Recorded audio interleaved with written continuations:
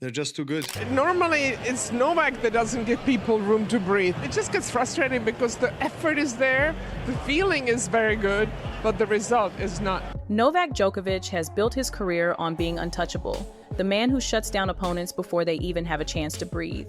But this season, the tables have turned. For the first time in more than a decade, he walks away with no Grand Slam trophies, no major titles, nothing to remind the world of his once unstoppable dominance. And instead, we're left with a shocking question. Has time finally caught up to him? The same Novak who once crushed every rival now admits that Carlos Alcaraz and Jannik Sinner are simply too good in the brutal best-of-5 format. And whispers are growing louder that the next era of tennis has already begun. Fans, players, and experts are split. Is this the beginning of Djokovic's decline, or just another obstacle for the champion who has rewritten the record books for nearly 2 decades? Novak was basically like, these guys, it's very clear that this is going to be really hard for me to beat these guys in a longer format. He's like, they're better. For the first time in years, Novak Djokovic stood in front of the press and, for the first time in years, sounded like a man who had been forced to accept reality. He admitted that losing 3 out of 4 Grand Slam semifinals to the same rising stars wasn't bad luck. It was proof that Alcaraz and Sinner have reached a level he can't easily match anymore. At 38, he still has the hunger, the fight, and the will, but even he confessed that in the long, grueling format of best-of-5, these younger players are simply stronger, faster, and more relentless. He said he'll keep pushing, keep fighting for another shot at a Grand Slam trophy, but he didn't hide how brutally difficult that road will be.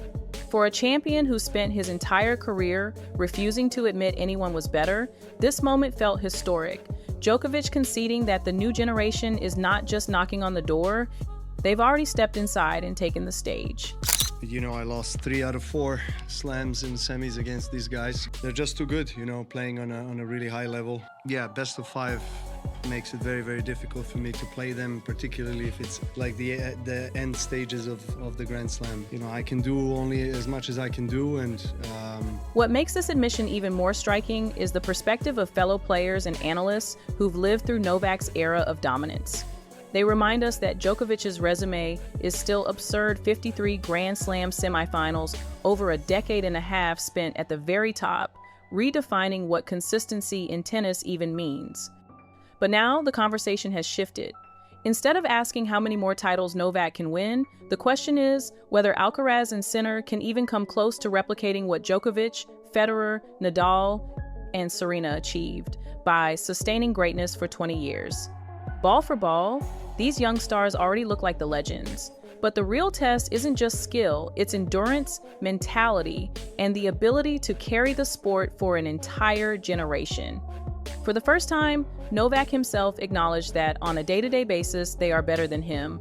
A confession so rare that it shook the entire tennis world. Yeah, it will be very difficult for me in the future to overcome the hurdle of Sinner, Alcaraz in the best of 5 on the Grand Slams. I'm, not giving up on Grand Slams in that regard. Having said that, I'm going to continue fighting and trying to get to the finals and fight for another trophy at least.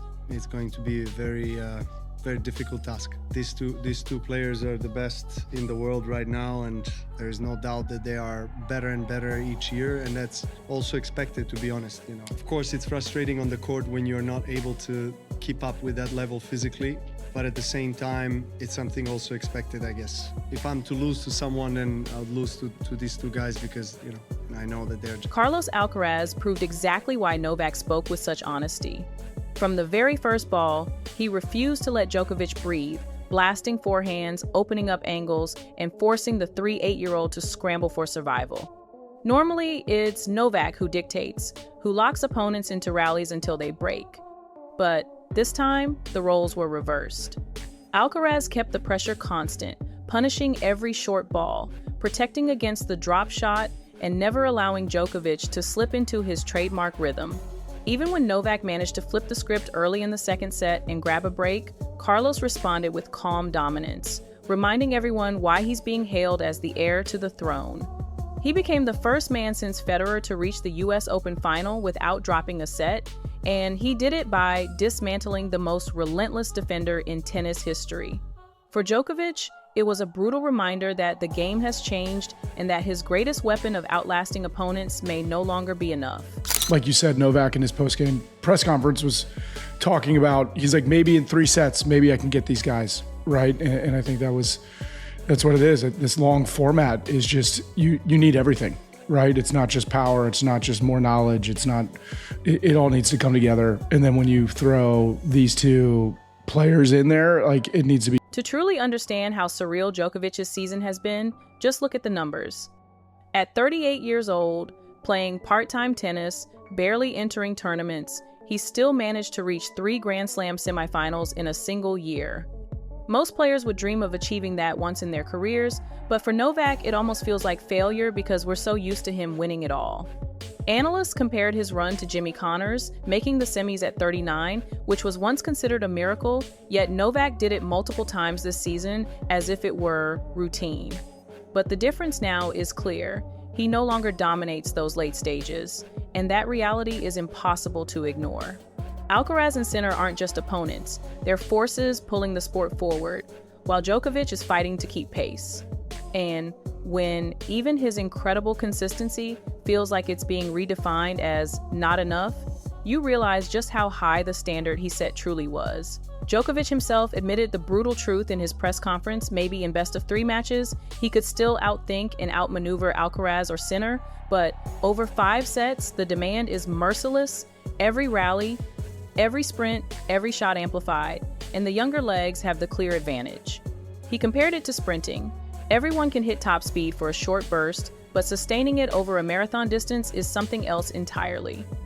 For years, Novak was the one who turned tennis into a test of survival, dragging rivals into endless rallies until they broke. But now, the very weapon that defined him is being used against him. The energy, the explosiveness, the relentless drive of this new generation has shifted the balance, and Djokovic knows it. That's why his words carried so much weight, because for the first time, he acknowledged the fight isn't just against opponents, it's against time itself. For Djokovic, this stage of his career is uncharted territory. He spent nearly 2 decades being the wall no one could break, trading 40-shot rallies with Nadal, outlasting Federer, surviving battles where his willpower crushed opponents who simply ran out of breath. Now, the script has flipped. Instead of wearing others down, Novak feels the pressure to strike earlier, to take risks he once never needed, and that's why we're seeing uncharacteristic errors in the biggest points.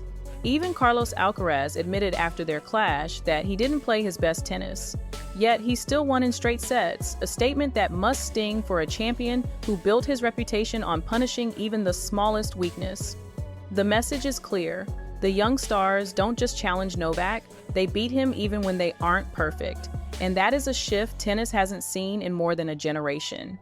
For Novak, the frustration is layered. He still feels the effort in his body, the competitive fire is there, the instincts remain sharp, but what once came naturally now requires constant reminders.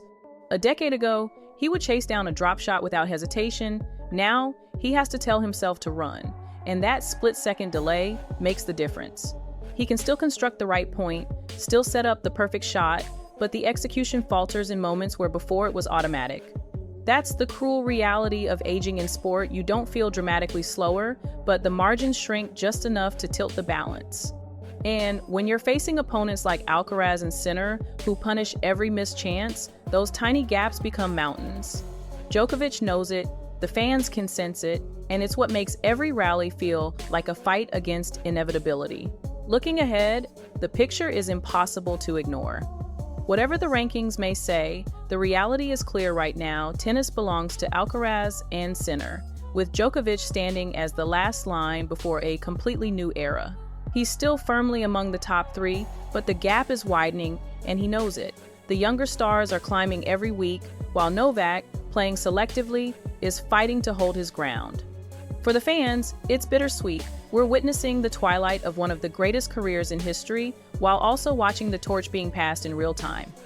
Djokovic may still have the fire to steal another title, maybe even shock the world with one more incredible run.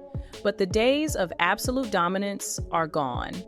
The sport has moved forward, and the legend is now chasing the future rather than defining it. So, as the dust settles on this season, the message is unmistakable. Novak Djokovic, the man who once bent the sport of tennis to his will, is now fighting battles he cannot fully control.